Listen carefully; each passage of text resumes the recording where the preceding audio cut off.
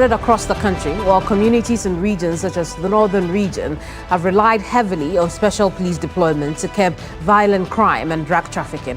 At the same time, recruitment into the security services has come under intense public criticism, raising questions about transparency and the overall management of security sector staffing.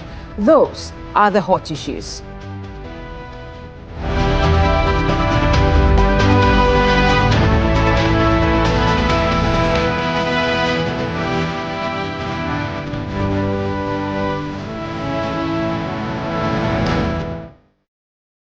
I am Kemeni Amano. In the episode you're about to see, the Interior Minister attempts answers to some of your most pressing questions as I interrogate him on the safety of this country.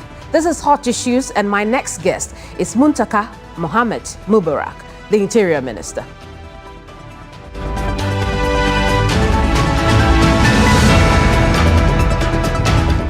In Ghana, we don't just watch athletics, we feel it.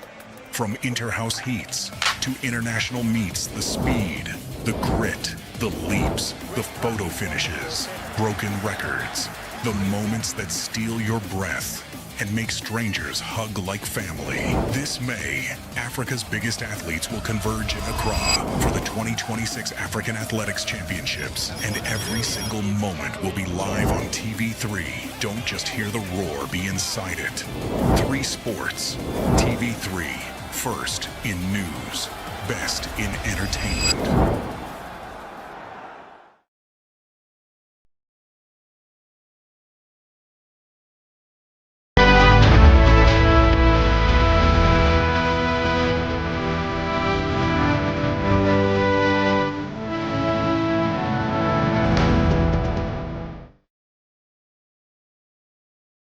Honorable, you're welcome to Hot Issues. Thank you. How safe is this country?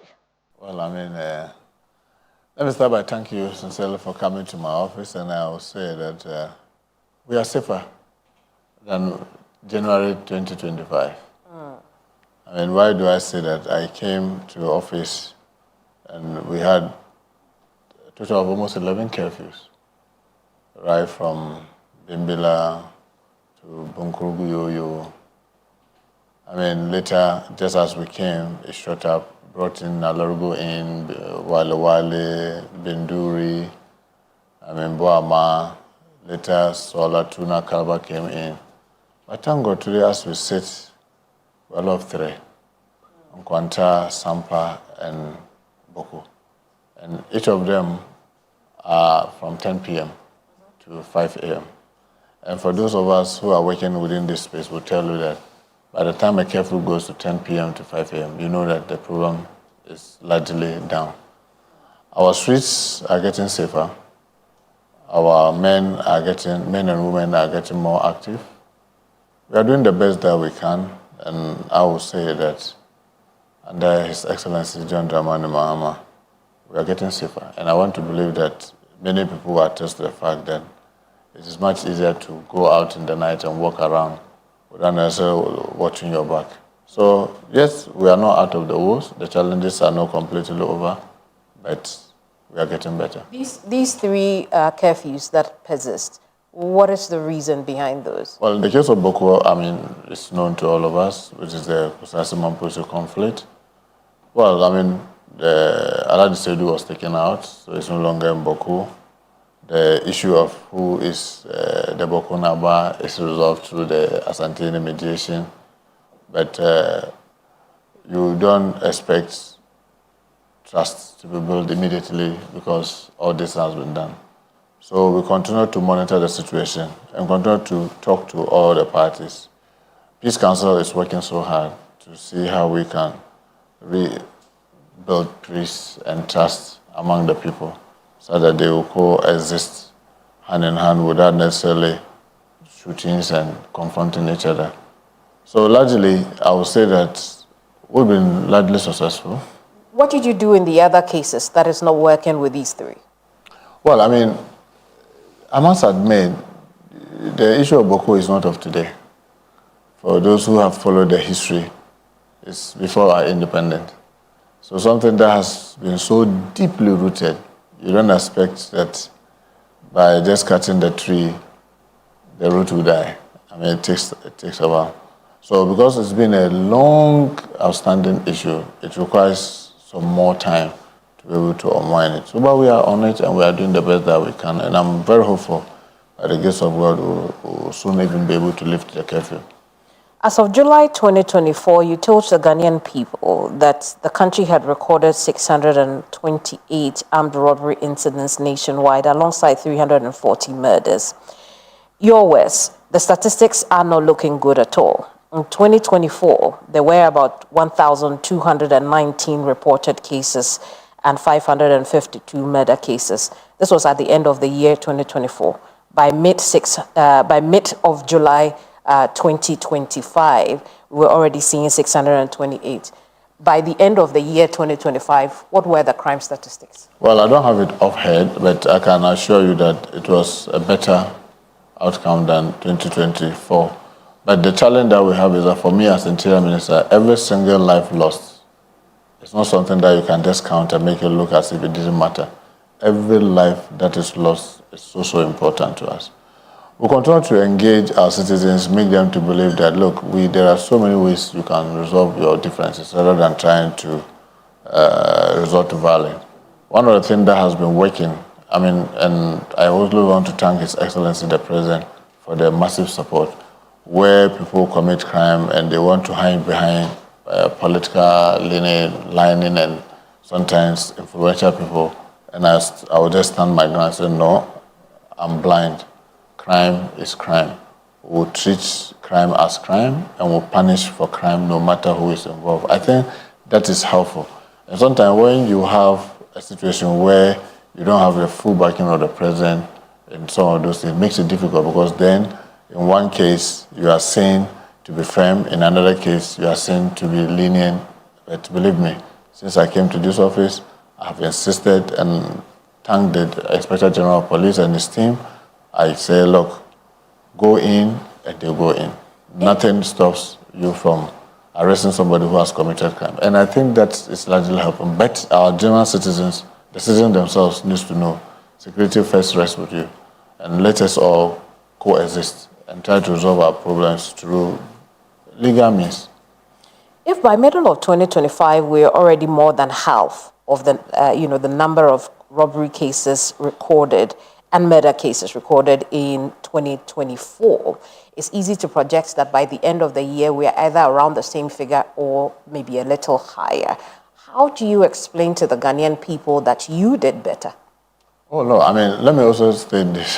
When it comes to this crime statistics, I don't want it to be like a league or an issue of we and them. Well, but then it is also what the current administration is doing to protect the Ghanaian people. But the most important thing is that, unfortunately, crime statistics is not like, if last year January it was 15, this year January is 12 or it's 5, then this year is better.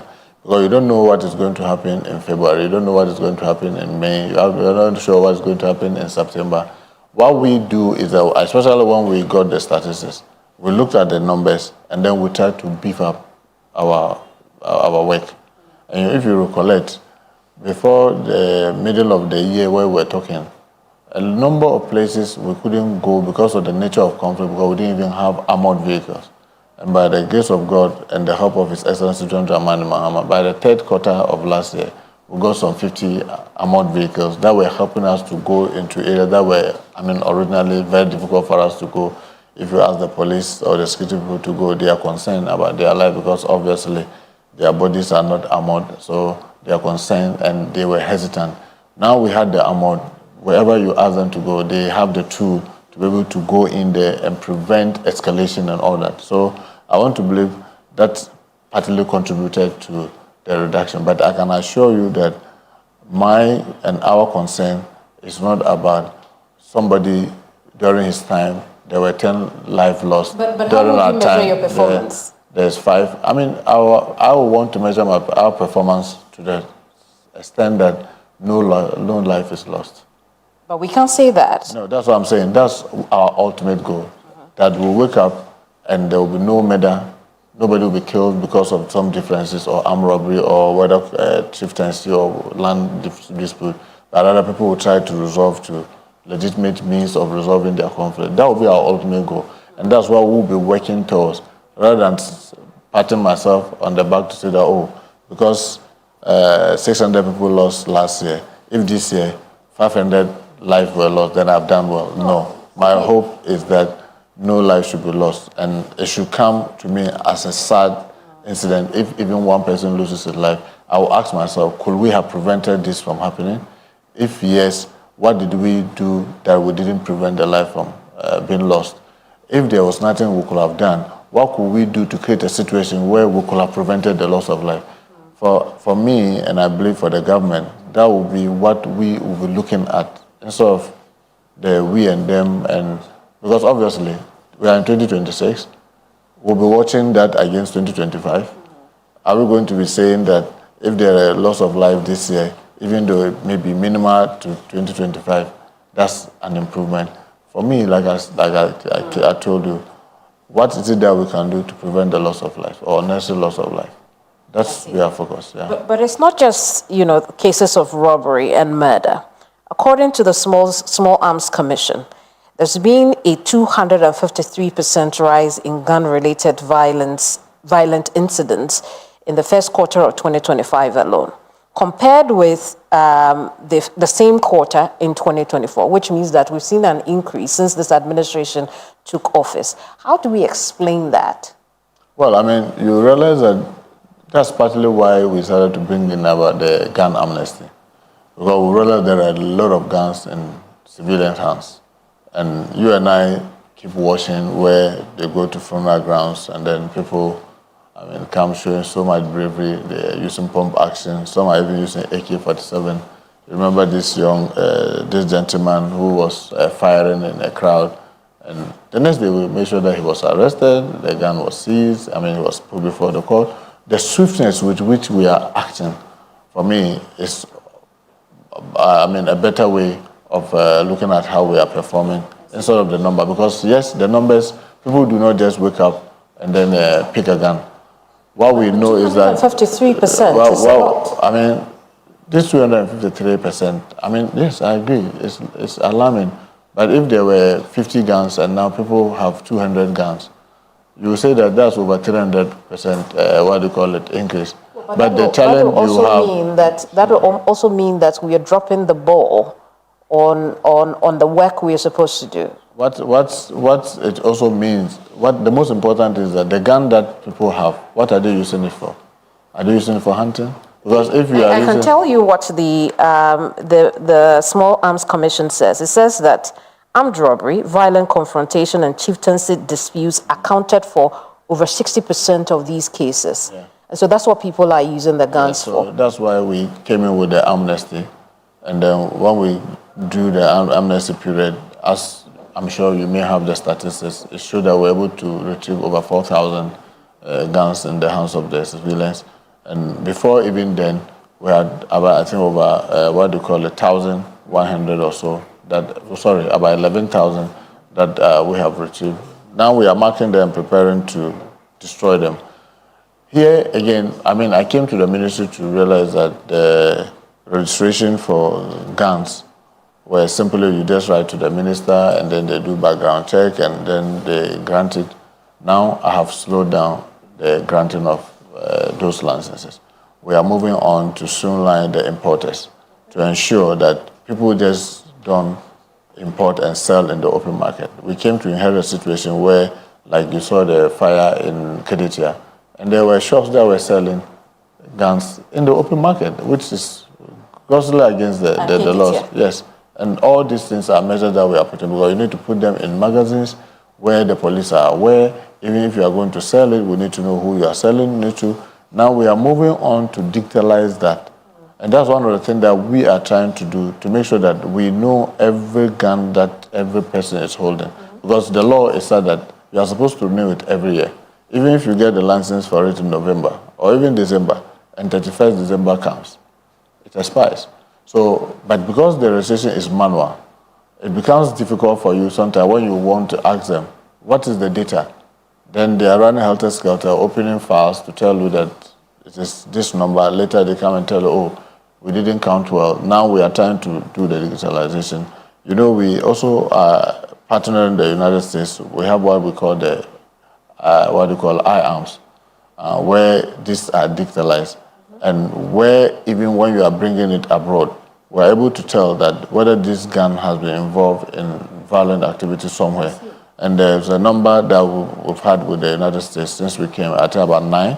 6 of them were involved in some crime in the United States. They came, we went through the motion and handed it over to them. The rest are with us, waiting for us to destroy them. So we are trying to review the process of acquiring gun license to make sure that we strengthen the regime and prevent the rampant usage of it. As you may be aware, during the amnesty, we categorically stated that people should stop using them at funeral grounds and outdooring and some other activities. Yes, enforcement is a big challenge because we are trying to engage the regional House of Chiefs and make sure that our chiefs are fully on board.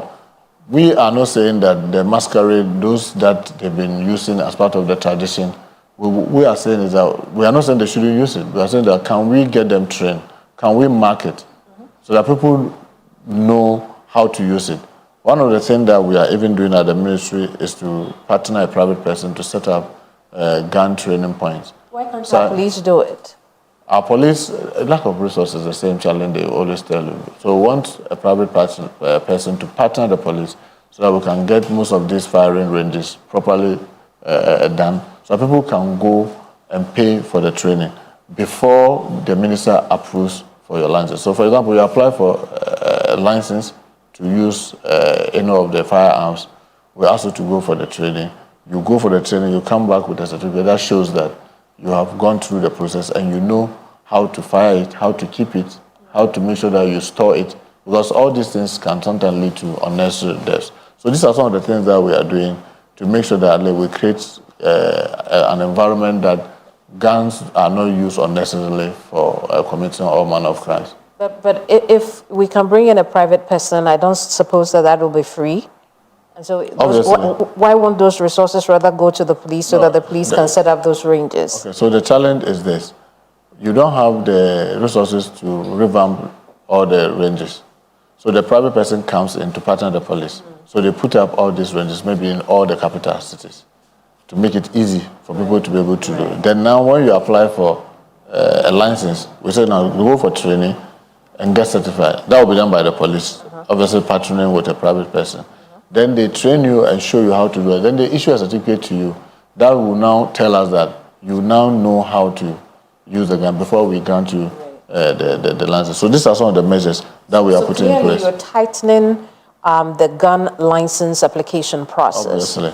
But at the time you launched the amnesty program, what you said was those who do not take advantage of the amnesty program will face the full rigors of the law after the expiration of that amnesty program. How are they facing the law today? Obviously, I mean, you can see that if you've been monitoring the activities of the police and the special unit, the stop and search has been intensified. And interestingly, we are arresting a lot of people with sometimes much guns that we wonder where they got it from. I mean, I remember 2 or 3 weeks ago, a gentleman was arrested with about 6 AK-47. And we were wondering what was he doing with all this. So all these things are on, the stop and search. We are in the process of acquiring what we call the weapon detection system. That enables them, because now most of the time they use metal detectors and they use their physical hand. So the president has assured us that he was going to assist us to be able to get the necessary resources to acquire weapon detection system, where even if a truck is coming, you don't need to offload. You just ask them to pass through. It stands like a scanner. You just go through it, and it's able to tell if there's a concealed gun within the consignment before you even do the offloading. If you stop a taxi or a private vehicle, they have it's a handheld. You just take it around, and you'll be able to tell you that there are some arms in there. Police and the CID, the PID, even the narcotics, we've started training canine dogs to help in identifying this, because we believe that the much arms that you have within your system, the tendency for people to use it to commit violent crime. So yes, we are intensifying this, but admittedly, resources are not just unlimited, where you can just run agog with all the things that you want to do at a go. But you can be rest assured, the amnesty period is over. We are now in the process of even announcing to the country when we will destroy all the arms that were collected. We are currently marking them in the regions. Marking them in the regions for a reason that if you are going to move those that you collected in Kumasi to Accra for the distraction, if you don't mark them and then it falls into wrong hands, you'll not be able to see it. Now they are marking them, and I'm sure maybe by the end of this month they'll finish all the marking and move them to Accra, where we'll set a date and then we'll do the public distraction. Then beyond that, we'll then intensify the stop and search, especially hopefully when we get the weapon detection system, maybe by the second or third quarter of this year. That will enhance the stop and search. But currently that's what the police are doing, and it's yielding a lot of results. And remember, as part of the amnesty, we said it, we're also using informant, where you give us information that Muntaka is hiding a gun. Once we're able to find a gun, then we reward you for giving us those information. And that is working very well with the police. I see. How many informant information have you received since you launched this? Well, that would be too difficult to tell you sitting in the public, but I can assure you that the IGP and the team, even here, sometimes we are here, people come, and then we direct them to the right quarters. And then how many gun licenses have been issued since 2025? Well, I mean, since I came, I have restricted the issuance, because especially when we realized that there were too many in the House of Citizens, I said, look, can we pause and do this amnesty before we continue? So, for example, the whole of the 2025, I don't think the gun licenses that we issue is even up to 10. We've restricted, and there are a lot of applications sitting on my, even today, there was one that came, it's sitting on my desk, because we want to finish the streamlining before we continue. You cannot be within the ants and then be picking those that are on you. So we have slowed down the issue of licenses. I've heard you attribute lack of resources to a number of the issues that you have to deal with. Is that the biggest obstacle facing your ministry at this time? Well, I want to believe that it's not only my ministry. Almost, I mean, the government, knowing very well that we inherited an IMF program, I mean, an economy that was heavily challenged. By the grace of God, we are working so hard, and the economy has started responding. Obviously, resources are heavily constrained. One of the things that we have been doing at the ministry to augment the challenge with resources is using private partnership. As we now speak, the Ministry of Interior now has about 18 of our services that we render that have gone digital, no more manual. We are partnering. So there's fees, we've revised the fees and charges, and then we are trying all this that we do. Some of them we are doing with private people. I mean, we have the fire service. We are partnering private people, private organizations to do what we are calling the AFCAS. That's the automated fire, safety arrangement that we currently have. So one of the things that we have tried to do at the ministry is to see of all the services that we render, which of it that we can partner private people to come with their capital, whilst, I mean, the proceeds are shared. And it's looking very well, because You say 18 of them at this time? 18 of our services. Now, if you want to apply for private security organization, you do it online. If you want to apply for explosive removing, delivery and importation or exportation of explosive, it's online. Auctioneer's license, you do it online. There's a lot, even dual citizenship, naturalization. We just finished the diaspora yesterday. All of it was online. I just sit on the desk here. Officers work on it. It comes up. I mean, you pay online. So, and that has helped us to plug most of the loopholes and abilities, and also it has enhanced the revenue that the ministry is generating, even though we keep just 33% of whatever we are able to collect. But I can tell you that a year from last year to now, we are working so hard to improve the finances. But as you know, in Ministry of Interior or in the security areas, the gadgets, the equipment that are required are very expensive. I mean, you're talking about fire tender, that's several millions. You're talking about armored vehicles. These are not things that you can easily do. So we keep following on His Excellency the President. And graciously, with the police, we're able to get some 100 pickups for them. We're able to get some 50 armored vehicles for them, some bulletproof vests and other. I mean, with the others, prisons, we were able to get some pickups for them. I mean, I recollect very well that the buses that they used to take inmates, remand prisoners to court, was so dilapidated. We were able to get 3 new buses for them. They are not adequate, but at least we keep showing a lot of goodwill. The feeding grant of inmates was just 1 cedi, 80 pesos. Today is 5 cedis. 5 cedis is still not enough, but at least compared to the 1 cedi, 80 pesos, that's an improvement. So yes, we've been working very hard to improve almost all the things that we are doing, but obviously, resources is a real constraint. Absolutely. And I do want us to talk about those fire tenders. The promised fire tenders, have they arrived? Have they been delivered to? Well, as you know, the nature of fire tender is, I mean, if you have cash, it's not just on the shelves. You just go and pay and then pick it and come. But we are in the process.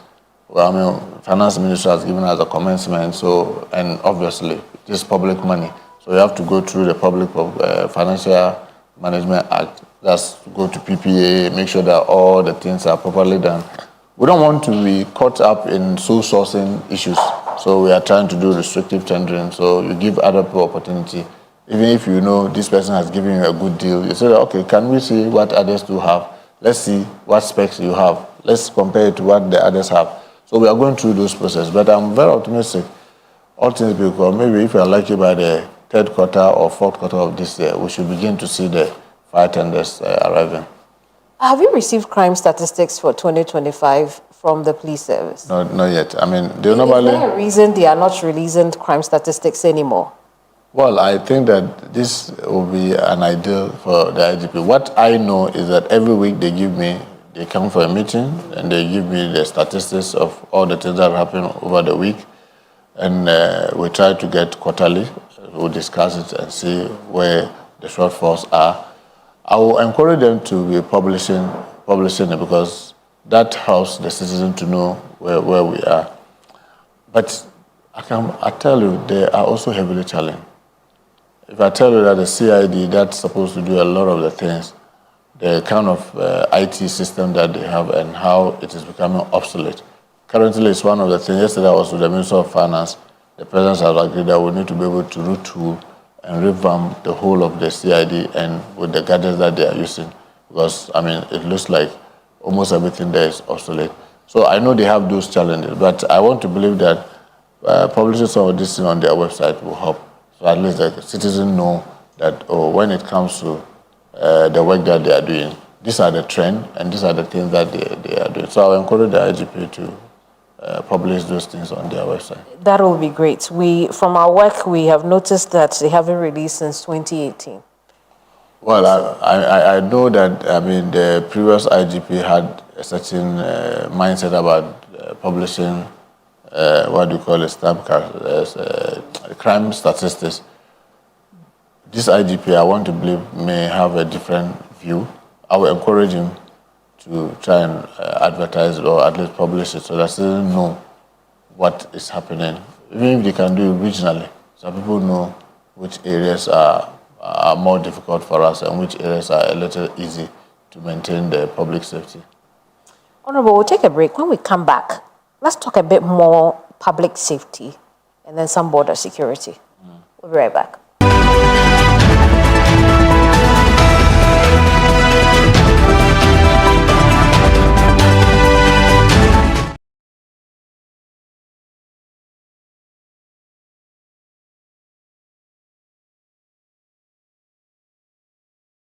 My guest is the Minister of the Interior, Muntaka Mohammed Mubarak. Honorable, thank you so much for your patience. You're welcome. I want to talk about floods because only recently in Sekandi, when it rained, floods occurred and, the people could not move about, which is an important component of public safety. How well is this administration doing in keeping our cities dry when it rains? Well, I mean, you know that most of the drains that we have falls under the Works and Housing Ministry. But when it comes to disaster management, that falls under us, that's NADMO. And you will see that, especially in Accra, some of the effort that we're making ahead of the rain season, where together with the regional minister, National Disaster Management Organization, NADMO, has started demolishing structures that are on waterway, making sure that, streams are desilted. I've seen them do that in Kumasi, in a lot of our cities. The challenge is that resources is one of their biggest headache. Because like I always tell, yesterday I was telling the finance minister, it looks like when there's no bad news, you don't want to release resources. And he said, I agree with him. The challenges are enormous, and trying to cut the cake into pies that at least can go around. Sometimes something may be very urgent, but at that moment there's very little you can do. I must admit that NADMO is doing so well. Last year, you didn't hear much about Bagri Dam, but they will spill it. Oh, yes. Just a little bit. Yes, because you didn't hear people losing their life because they were way ahead and trying to educate people, try to remove people from waterways, try to sensitize people and all that. And NADMO is doing so much of that. They are doing that. Yes, it's unfortunate. In Sekondi, like you already said, there was this flooding. They are looking at what caused it. How can we prevent it from happening this year? Remember, too, sometimes you expect, meteorological department will tell us that, we expect this quantum of water. Sometimes we get far more. And that, sometimes there's very little you can do about it because your drains are designed to accommodate certain volume. If you have more than that volume, no matter how prepared you are, obviously you may have flooding on your street. But I want to believe that the Works and Housing Ministry is working so hard on those ones. But for us, as those who are managing disaster, ours is disaster response. Ours is to look ahead and see, are there some obstacles that we need to remove? And we are going around removing them. Sometimes people are not happy with us because they think that we are we've been sitting here all this year. Why are you now disturbing us? But we realize that where you sit is part of what is causing sometimes the flooding, not at your end, but at the other end. And we need to clear you so that, now water will have its way and be able to move. So NADMO is doing so much of that, even though they are under, serious constraint of resources. So the resource constraint, is it affecting our institutions' ability to do their work? Well, naturally, if you have an institution that solely relies on GOG, that's Government of Ghana funding, and as we rightly said, because of the IMF and all the challenges that confront the finance ministry, and they are not able to generate that much, obviously those institutions will be affected. In the case of NADMO, there's nothing they do that are able to help them to self-generate. So they don't have a IGF. All they do is to rely on the government funding to do most of the things. So even sometimes when they are allocated and it is not released on good time, it becomes a challenge. But believe me, they are doing the best that they can under the current constraint. And last year, like I said, they did a lot of good work because when we had this issue of Benyiri, they were there. When we had our citizens in Côte d'Ivoire, they were there to support them. Bagri Dam was spilled. We didn't see people dying. Even in Accra here, you didn't see so much of the flood because they are doing a lot of work ahead of the rain season. I see. I want to talk about Tamale. When the IGP Special Operations Team were leaving, the people were pleading with them not to. From the ministry's point of view, how impressed are you by the work done there so far? Well, very, very, very impressed. It's sad. When we create special operations units or special task force, they are not supposed to be at one place for long. I can tell you this same units, when we came, under the IGP Teteyo Yonu, we first used them in Galamsey operation, in the Tokwa area, and they did so well. We moved them to Asante region, they did so well. They were in Asante region when we had this challenge with Benyiri, and they were moved in there. So the strategy is that you have this specialized group that are well trained in a very special way. What they do is that they go into an area, stabilize the situation, and leave the local police enforcement to continue. But for some people, responses like we saw in Tamale is testament that the commands that are resident there are not up to the task. Well, I mean, that's how you see, because you see, if you look at every city, we have certain minimum number of officers. I must admit, in the north, it's one of the biggest challenges that we're having. It's not only in Tamale. Most of the big cities that we have in the north do not have the minimum required number of officers. So when you send this special operation, obviously they will be seen more visible, because all the attacks, for example, in the case of this special group, was to deal with drugs, illegal, drug trade and all that. So they come to focus. But I remember the resident police, they deal with traffic, they deal with armed robbery, they deal with all the other issues. So they are thinly spread, especially when their numbers are not up to the minimum. As against a special force that comes and their focus is, so you see that those ones, they were not dealing with the traffic issues in Tamale. They were not dealing with so many other issues in Tamale. They were rather focused on the drug issues. So now that they have left, we expect those vices to increase. So we expect that they have helped the local police push down the level of crime to a level that they should be able to cope. Because you see, because they are specialized units, we are not able to allow them to stay at one place for long. Because as they've come, they are going to be reassigned.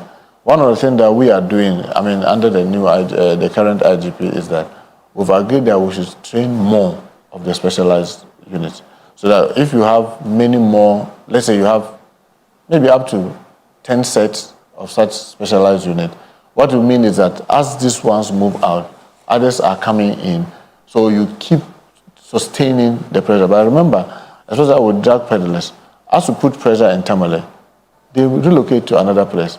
So if you stay in Tamale forever, what you simply do is that you push them out to another place where you need to also be there again. So it's not the case that the local police are incapable of dealing with the vices in these areas like Tamale, so much that we should fear that the vices will increase again now that the special task force is no longer there. Not at all, because we are supporting the regional commander to be able to sustain the good work that these guys. Because remember, they've destroyed it, the chain. They've destroyed most of their infrastructure. So now it makes it easy to maintain the minimum number left, instead of the large numbers that were so wild and you didn't have adequate men to deal with. So, in much the same way, even when they left Binyiri, people were saying that, hey, now that they are leaving, are not careful, then the violence will come back. So no, they push it to a level that we believe that their absence will not degenerate the situation. And truly, it didn't degenerate. So I want to assure our citizens in Tamale that we are not going to take our eyes off the crime level there, except to say that we couldn't keep the special operation there forever. They have to be deployed elsewhere. And be rest assured, anytime it becomes necessary to redeploy another special forces, why not? We will do it. But special forces are not meant to stay for long. I remember sometimes there were some special forces in Zabzugu. They didn't have to stay there forever. They had to be moved out. Even in Boko and Binduri, even in Nalorgu, at the peak of the crisis, we had a number of special forces, including military special forces, but they don't stay for long. They stay there sometimes a month or two, depending on the situation that they are dealing with. And once the situation is under control, they have to be relocated. I see. When the Ghanaian traders were killed in Burkina Faso, your ministry said it was in touch with local authorities in Burkina Faso. In those talks with Burkina Faso, did we find out who exactly attacked these traders? Well, you know that yes, they knew those who were doing it, and they are the violent extremists. Which of them? Well, I don't have the names of head, obviously, but they operate between Mali and Burkina Faso. And there's a huge challenge in Mali. Mali has a bigger challenge than even Burkina Faso. So there are a lot of unmanned areas. So these guys move into those areas and sometimes come at the time that they are least expected, vent their anger on unnecessary or innocent civilians, and they run back. And this particular group were on motorbikes, about 250 of them, and they entered that town, Titao, and started shooting, indiscriminately. Virtually every male they see was a target. And in fact, the Burkina Faso authority did very well because within 3 to 4 hours they were able to retake back the city. But even though a lot of people lost their life, because over 300 people lost their life in that city, it's just too unfortunate that our citizens were caught between those fires. And one thing that we are doing is that we've been talking, our immigration have been talking to our traders. Right. And then together with our embassy in Ouagadougou, advising our traders as to the areas that they shouldn't go and where they should go. And in this particular instance, even the women themselves will tell you, they were advised that those areas were not safe. And for a very long period of time, they had not been going there. But they were said that those guys there called to tell them that, oh, you stop coming now, tomato is cheaper, much cheaper than where you are buying. And I was told that they said that it's about almost 80% cheaper than where they, and they decided that, oh, can we give it a try? Unfortunately, that was the first try, and they went and caught themselves in the fire. Between your ministry, the Defense Ministry, and the Foreign Affairs Ministry, which of you should have briefed Parliament on the incident? Well, the way we work, interestingly, all of us sit on the National Security Council, Foreign Ministry, Interior Ministry, and Defense Ministry. But the interesting thing, as you know, I also supervise the national security. So that makes mine even double. And I want to believe that what we do is complementing each other. Remember, around that time, the Foreign Minister and the President were in Addis, in the AU meeting. So, yes, I got the information first through immigration, because immigration were at the borders. So they got the information, I quickly relayed to the Foreign Minister. Can we confirm that with our counterparts in Burkina Faso? I also got in touch with the National Security Minister of Burkina Faso. Initially, he thought that, oh, there were no Ghanaians. We said, no, our intel says that there were Ghanaians. So people will say, who should have been speaking? And the Foreign Minister was in Addis. I was home. And remember, like I said, all of us sit on both the Armed Forces Council. All of us, myself, Defense Minister and Foreign Minister, we all sit on the Armed Forces Council. All of us also sit on the National Security Council. Yes, I was home. We didn't have substantive Defense Minister because the Finance Minister was also busy with finance issue. So stepping in on behalf of all of us, I don't see anything wrong with it. And I want to believe that if something had happened, and even if it has to do with Interior Ministry, and I was abroad, and my colleague, the Foreign Minister or the Defense Minister, steps in, gets my briefing, get my information, I get him the technical guy to support him or her, they should be able to address the public about our security, because all of us work hand in hand. And was there an official briefing to Parliament? Yes, we did at the committee. At the committee level? Of Intelligence and Defense. And I was there with the defense team, with the Deputy Minister of Defense to brief them. So this confusion around who was the most appropriate person, is that why it took so long? Because we had the minority hammering over and over again that somebody needed to come to Parliament and tell the people's representatives? Well, for me, with the greater respect, I thought that having issued a statement to the whole Ghanaian public, including members of Parliament, having addressed the press a number of times, spoken on the fine issues, told them what we're doing, was, yes, they needed the fine details. Yes, and when they invited us, I don't think, they said the first date, the day they said, that they were there to brief them. So if they were calling for a briefing, maybe the minority were calling for a briefing, and they had not gotten their majority counterparts who chair the committee to set a date. We don't say, because we've heard on radio that minority is demanding that Parliament should be briefed, we are here to brief you. That's not how Parliament works. You have to be invited and be given time and date to come and do the briefing, and that's when you will go. And when they did, we were there to brief them. Are Ghanaian traders safe going outside this country to its neighboring countries or to its neighbors like Burkina Faso to trade? Why not? We continue to advise them. Even now, one thing that we have done from this Ministry of Interior is to task our immigration officers that when they are going, they should get their contact, so that even whilst they are there, they can keep talking to them. And if it becomes necessary, we can get our counterparts, just as we've been doing for them, to escort them if it becomes necessary. Because we've been doing that a lot. Will it be so hard to give foolproof security at this time based on the dynamics of, cross-border issues? Let's admit, yes, Burkina Faso is not just too insecure as people create the impression. Yes, there are sections that are difficult to reach and that are very difficult to be rest assured. I mean, with the greater respect, is that like you asking me that can I compare a situation if I'm going to be loitering on the street of Kumasi as against loitering on the street of Boko in the night?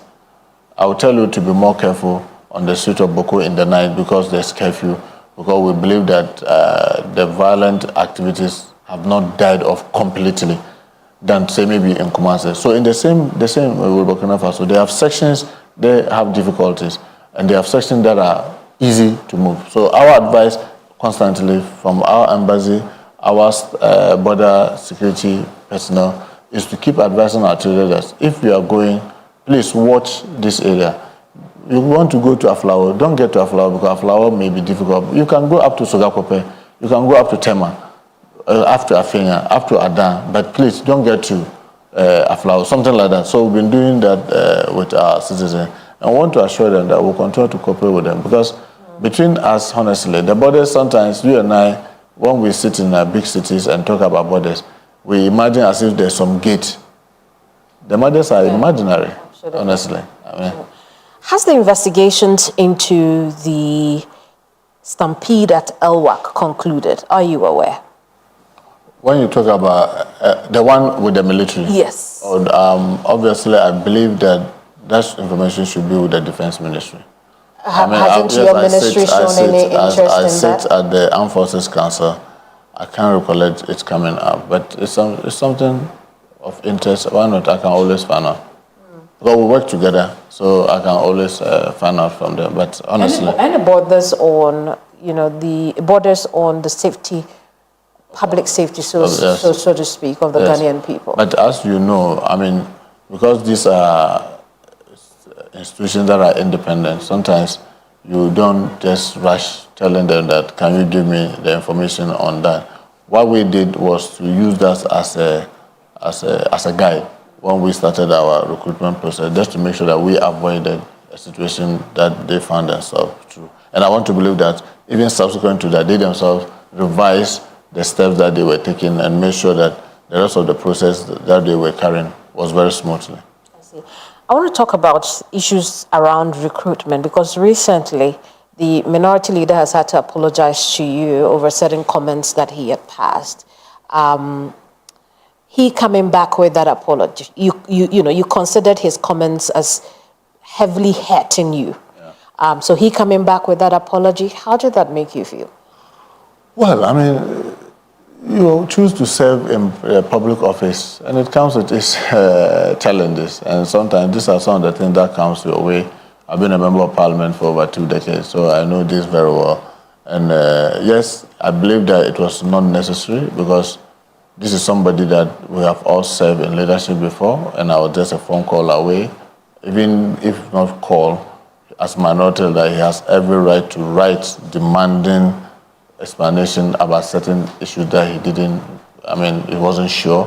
He could do it 2 ways, by asking parliamentary questions where I have to come and answer, or writing to request that information directly from me, which I must give him because the minority leader or a member of parliament. Or if you had come to say that, look, bro, I've heard about this, I want to have a conversation. Can I see any evidence that this didn't happen? Is there any evidence that you went through the right procedures? I've heard about that. Those things could be done.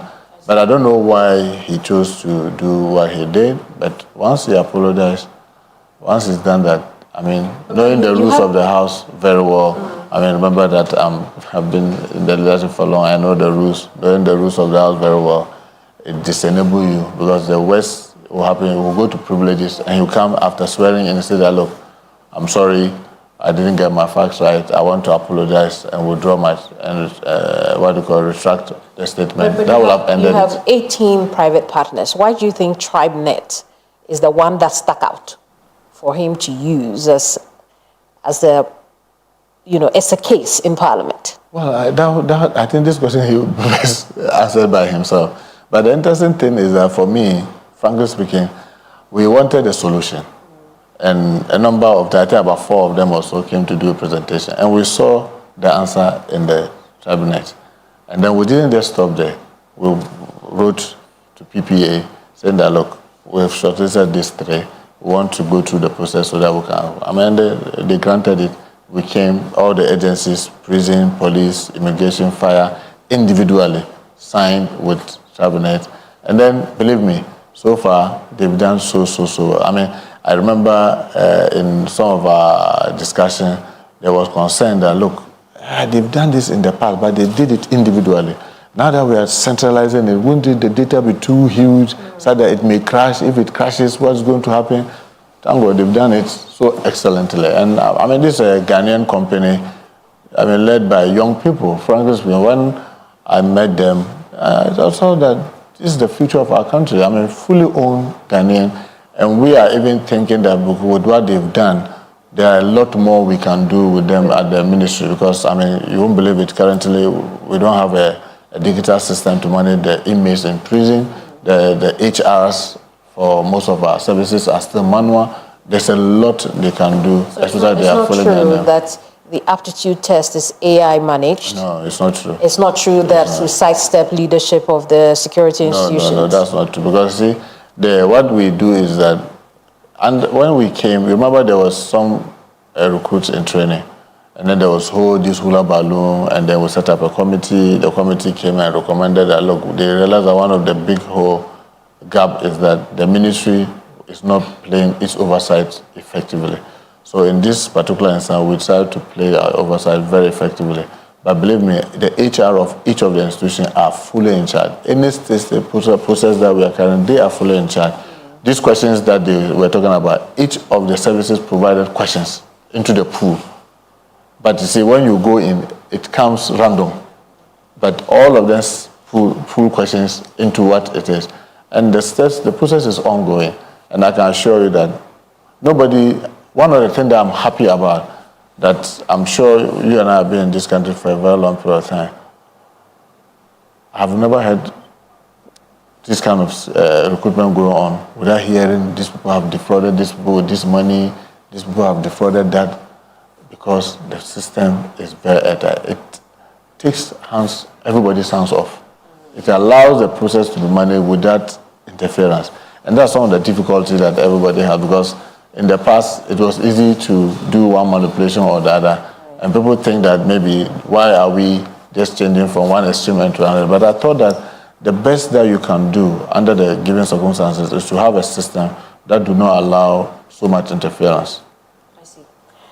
Why are we introducing a new national security bill when we could just amend Act 1030?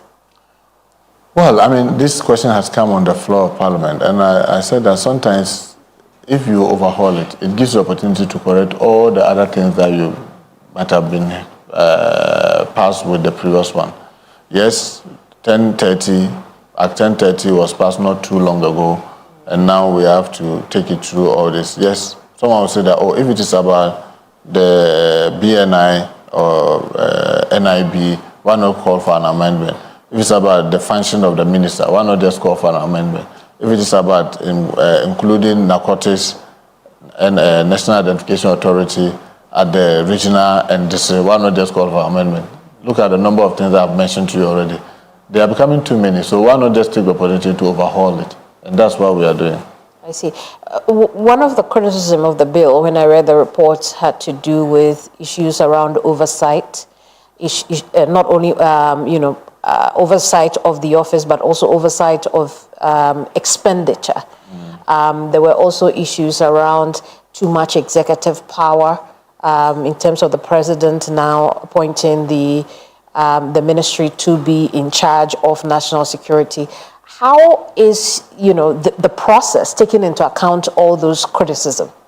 Well, I mean, if you look at the way National Security Council is set up, in fact, I've always argued that it's in the Constitution in Article 83, set it out to make the President the National Security Minister. Except that the President cannot be walking to Parliament to answer questions or to address public. So that's why he assigned someone to do it. Because everything virtually sits with the President, the way the Constitution has couched it in Article 83. So when people say that, oh, there's too much executive influence, that is how our Constitution has been carved. So if we want to change it, then let's change it from there. Because you can't use an act of Parliament to amend the Constitution. That's one of the things that all of us should know. You can't use an act of Parliament to amend the Constitution. And the Constitution, Article 83, is very emphatic. It's the President that chairs it. Except, like I said, you can't get the President to be answering to the media or to go to Parliament to answer questions about national security. So he has to assign someone. But frankly speaking, if you look at the role that the National Security Coordinator plays and a substantive Minister for National Security, you are just setting up conflict. I see. Intelligence spending has been a major source of contest in one court case that is going on now to do with the former intelligence head.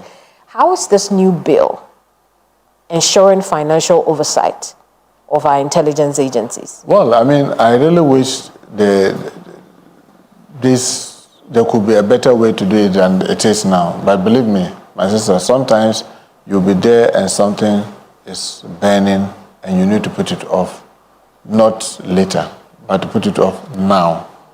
And knowing very well that our public financial management system or act, there's no way you'll be able to put it off now. Because by the time you now go to the procurement, before you do that, I mean, if the thing is consuming, it will have finished consuming everybody. That is why I want to believe all over the world, there's a system that is designed with the security so that for them, we need to put it off now, we put it off now. Meaning, resources must be made available to be able to deal with those excesses. Yes, I agree. Will you say that because of possible abuse, because of possible excesses, you should lose sight of the importance of the ability to deal with the problem when it's happening swiftly? And I'll give you an example. Delicately balance the two. That's why I'm saying that in the act it is there, because yes, they are audited to make sure that at least what they are doing is something that is not, there are not too many excesses. But if we want to restrict the way they operate, believe me, the country will grant. I will give you like a number of examples, maybe just two. When we had this issue of Binyere, if you were relying on Minister of Interior, the whole place would have finished burning before we get there.